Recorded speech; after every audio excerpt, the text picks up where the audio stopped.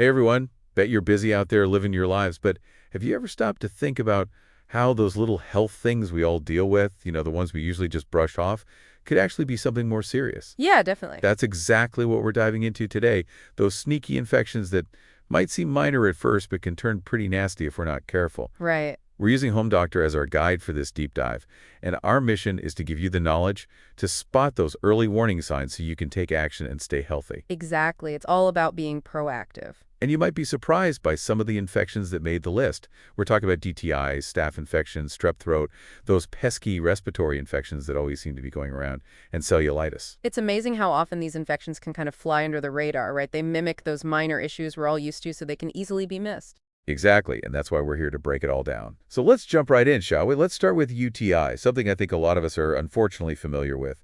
You know that feeling, right? That constant urge to pee, but it burns like crazy. Oh, yeah, definitely. And along with that burning, you might notice your urine is cloudy or has a really strong smell. So what's actually going on in our bodies when we have a UTI?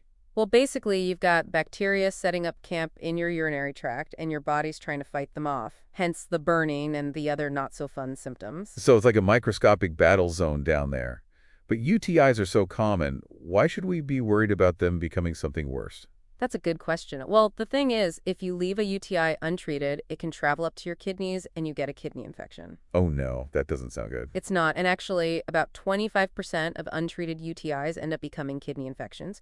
You'll know what's happening if you start getting pain in your back, like near your kidneys. Yeah? And you might get fever chills, even nausea or vomiting. Kidney damage. So we're not just talking about a little discomfort here. This is some serious stuff. Exactly. And in some cases, if the bacteria gets into your bloodstream, you can end up with sepsis, which can be life-threatening. Sepsis is definitely something I want to avoid. So before we even get to that point, what can we do to prevent UTIs in the first place? Well, one of the simplest things is to stay hydrated. Drinking plenty of water helps flush out those bacteria. Makes sense. And of course, good bathroom hygiene goes without saying. Absolutely. But what if you are doing all the right things and those UTI symptoms still pop up?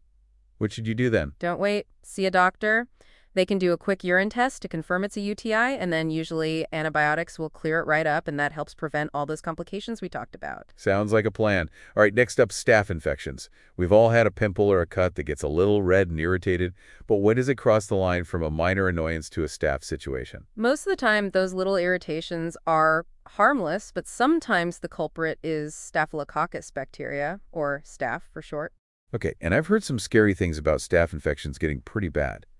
What are the real dangers that people might not realize? Well, while many staph infections are easy to treat with antibiotics, there are some strains like MRSA that are resistant to common antibiotics. Oh, well, that's not good. Yeah, it makes them much harder to get rid of. So if we have a cut or a pimple that we think is suspicious, what should we be looking for? Good question. If the area is worn and tender to the touch and the redness is spreading beyond that initial spot, it could be a sign that the infection is getting worse.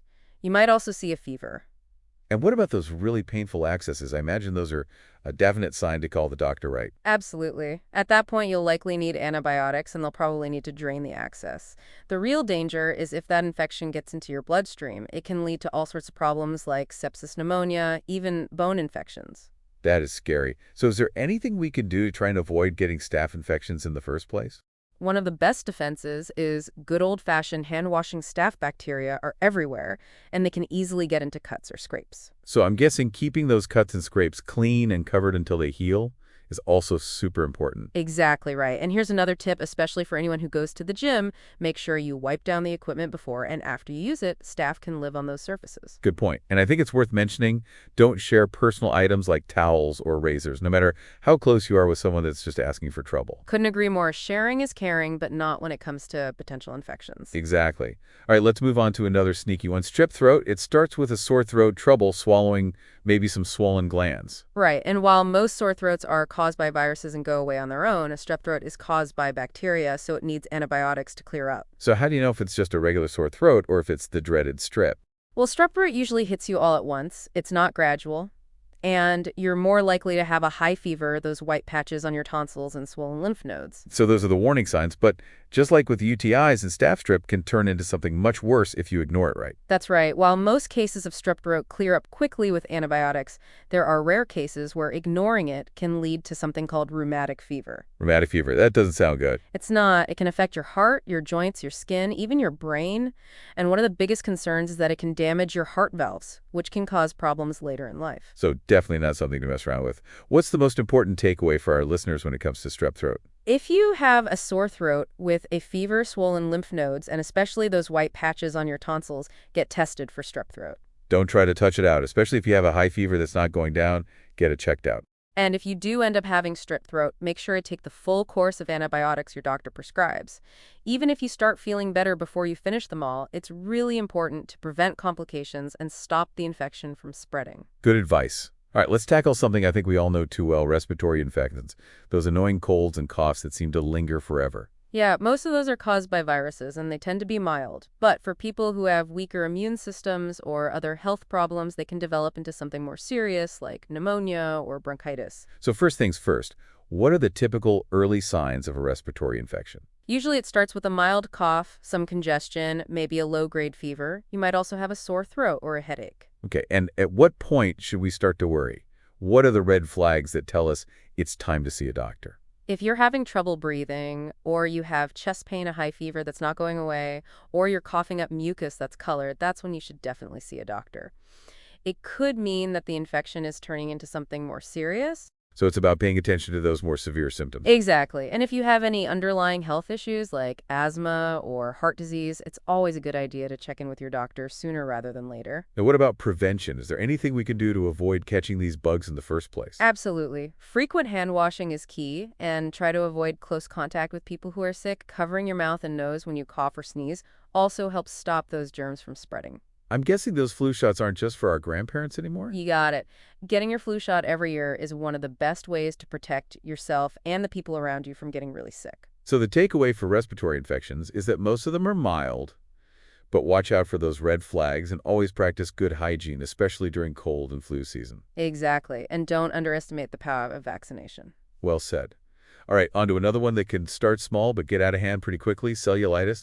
Cellulitis is a bacterial infection of the skin and the tissues underneath. It usually starts with a small area of redness and swelling, and the area might feel warm to the touch. So how does that even happen? What causes cellulitis? Usually it happens when bacteria get into your skin through a cut, a scrape, or any kind of break in the skin. So even a tiny little scratch could potentially lead to cellulitis. It's possible, and while it can happen anywhere, it's most common on the lower eggs. Interesting.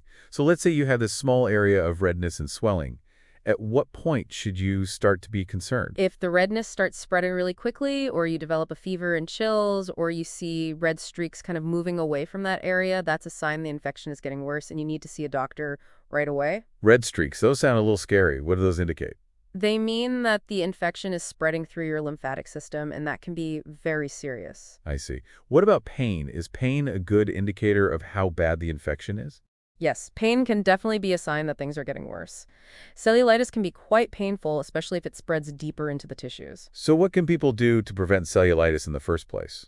Well, the best way to prevent it is to keep your skin clean and protected. So that means cleaning any cuts or scrapes right away with soap and water. Right, and keeping the wound covered with a bandage until it's healed.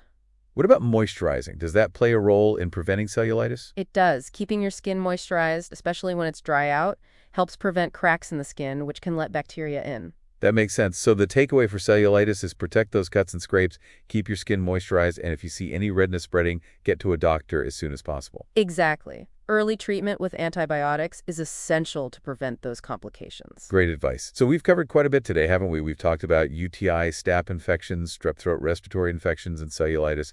It's incredible how these things that seem so minor can escalate so quickly. It really is. It shows just how complex our bodies are and how they respond to infection. It's amazing how fast things can change, so it's crucial to understand those early warning signs and to get medical attention when you need it. Absolutely. We want to empower you to take charge of your health, not scare you. Knowledge is power, especially when it comes to our well-being. I couldn't agree more. Being informed helps you make the best decisions for your own health. Exactly. So let's do a quick recap of what we've learned about each infection. starting with those pesky UTIs? With UTIs, really, you'll feel that burning when you pee, you'll have frequent urges to go, and your urine might be cloudy or have a strong smell, any of those, and it's time to call your doctor. And don't forget, those untreated UTIs can turn into kidney infections, which is a whole other level of pain and discomfort. Exactly. But the good news is that if you catch it, early treatment with antibiotics usually clears things up pretty effectively, and that helps prevent those complications.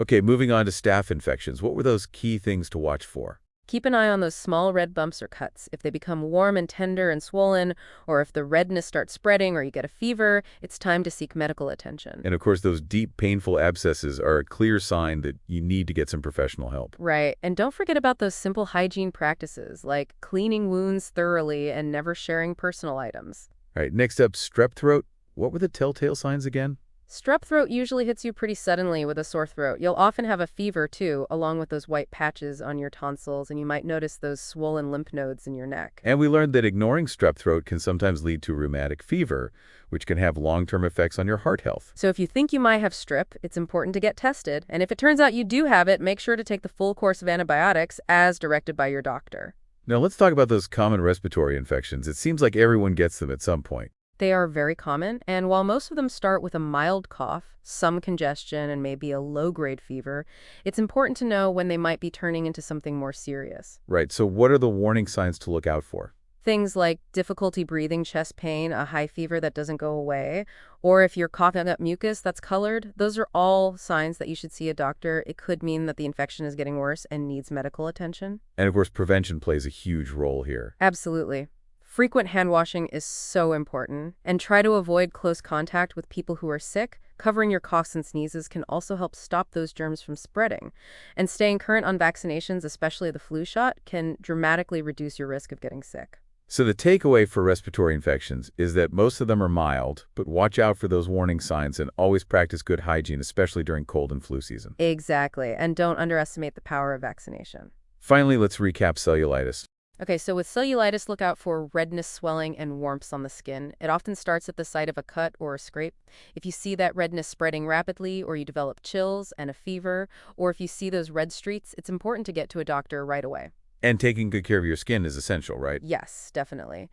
Keeping your skin clean and well moisturized can go a long way in preventing those tiny cracks that allow bacteria to get in and cause cellulitis. So there you have it, 5 common infections that might start small but can become serious health threats if not addressed promptly. We've looked at the early warning signs, the potential complications, and most importantly, ways to prevent these infections from taking hold in the first place. And remember, you're not alone in this. Healthcare professionals are there to help. If you're ever unsure about a symptom or if you have any concerns about an infection, don't hesitate to contact your doctor or a local clinic. That's a great point. It's easy to feel overwhelmed when it comes to health concerns, but seeking professional guidance can really give you peace of mind and ensure you're getting the right care. Exactly. Your health is a partnership between you and your healthcare provider. We've talked about recognizing early signs and seeking treatment, but I think there's another really crucial element here that we haven't touched on Yeah, yet. what's that? What about advocating for yourself at the doctor's office? How can you effectively communicate your concerns? Ask the right questions and make sure you're getting the best possible care. That's such an important point. Being your own advocate when it comes to healthcare can really make a difference in your experience and the outcome. Oh, absolutely. Being informed and knowing how to ask the right questions and speak up for yourself, it's so important. It really is. So as you're learning more about these infections and how to stay healthy, think about how you can be a more confident and empowered patient. Exactly. It's all about taking ownership of your health. Right. Healthcare is a partnership. It's you and your doctor working together as a team toward the same goal, which is your well-being. I like that, a collaborative effort. Exactly. So we've given you a lot to think about today, haven't we? We've covered those 5 common infections, we've learned how to spot them early, and we've talked about the importance of prevention and getting the right care. It's been a really fascinating deep dive, I think, into these everyday health concerns that we all face. And while we've emphasized recognizing those early warning signs and getting treatment when you need it, I think it's also important to remember the power of prevention. Oh, absolutely. There's so much we can do to protect ourselves. Exactly. Simple habits like washing our hands frequently, taking care of those cuts and scrapes right away, and staying up to date on our vaccinations can make a huge difference. Yeah, they can significantly reduce our risk of getting these infections. And of course, a healthy lifestyle with good nutrition, regular exercise, and enough sleep that all strengthens our immune system and makes us more resilient. That's right. It's not just about reacting when we get sick. It's about being proactive and taking care of ourselves. Exactly. We're not just passengers when it comes to our health.